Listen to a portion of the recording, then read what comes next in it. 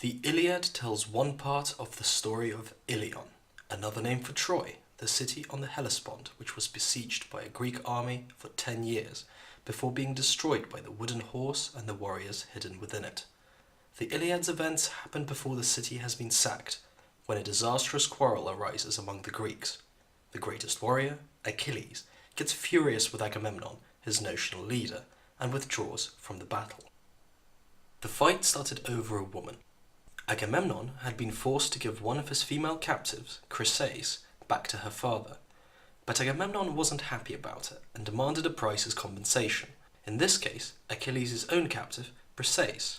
They almost come to blows about it in an assembly, but the goddess Athena stops that, both because she favours Achilles and because she wants Troy to fall as well. Instead, Achilles goes off to his tent to skulk, while Agamemnon sends Odysseus to take Chryseis back to her father. Achilles, however, has a secret weapon, his mother, the sea nymph Thetis. She had Zeus in her debt, so Achilles now tells her to get Zeus to honour him by inflicting a military defeat on the Greeks in his absence. She does it, and Zeus agrees, setting in train the Greek reversal on the battlefield, which is to dominate most of the rest of the poem. First, Zeus sends a fake dream to Agamemnon and encourages him to gather his army for a fresh assault on the city. When the Greeks advance on Troy, and the Trojans march out to meet them, Paris and Menelaus fight an inconclusive duel. Inconclusive because Aphrodite saves Paris from certain death and sends him back to Troy to make love to Helen, who had been watching the battle from the walls. The armies now join battle, and there follow 4 consecutive days of fighting. The Greeks on the first day have the better of it. One of their chief heroes, Diomedes, who steps up to the plate now that Achilles is sulking, drives the Trojans before him, and not even a prayer from the Trojan women to Athena can stop him, though he is wounded by an arrow shot. He defeats both Aphrodite and Ares, while Hector, who momentarily slips inside the city for a tragic, almost final meeting with his wife Andromache and son Astyanax, also suffers a bit of a defeat, as the mighty Ajax, the second best of the Greeks who came to Troy, makes a bit of a mess of him in a duel to close the day. The second day is brief. The Greeks start on top, Diomedes doing his usual bit, but end up penned in their camp for the first time in the war. In tears from worry, Agamemnon summons another assembly and suggests they all flee Troy and return home. Diomedes and Nestor stop this treacherous defeatist rot, and they decide to send an unsuccessful embassy to the angry Achilles to bring him back into battle. His angry rejection sends his former friends into a tailspin, and even the night mission by Diomedes and Odysseus to steal the horses of the Trojan ally Rhesus doesn't fundamentally alter the mood in the Greek camp. The next day is the longest day of battle in the poem, and one by one the major Greek heroes are incapacitated, as the Trojans threaten the camp itself.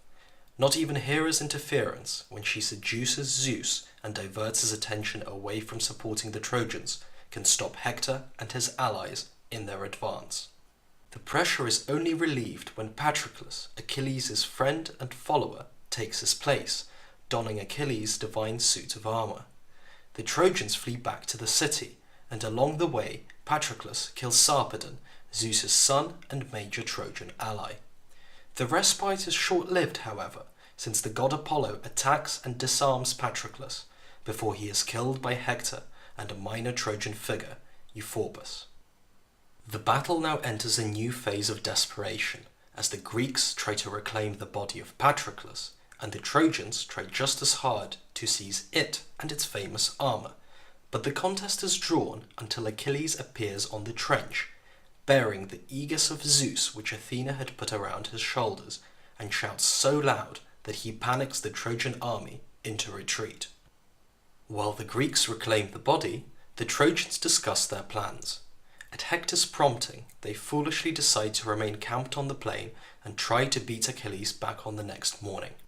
This turns out to be a bad idea. Dressed in a new suit of armor which Thetis fetches during the night, and which the poet describes as it is being made by the god Hephaestus, Achilles rampages over the battlefield, destroying Trojans in a superhuman rage, fueled by his grief over Patroclus. Even the gods sent down by Zeus to prevent Achilles from taking Troy all by himself can only just stop him, and then they face off against one another in an inconclusive battle which reflects the pro-Greek gods' superiority. Finally, though, not even Hector can escape. Despite heartbreaking appeals from his mother and father, he remains outside the city and faces Achilles. Though Hector runs in terror at first sight of his enemy, eventually he turns and fights, and is killed. Achilles then attempts to mutilate Hector's corpse, even as the very next morning he stages funeral games for his friend.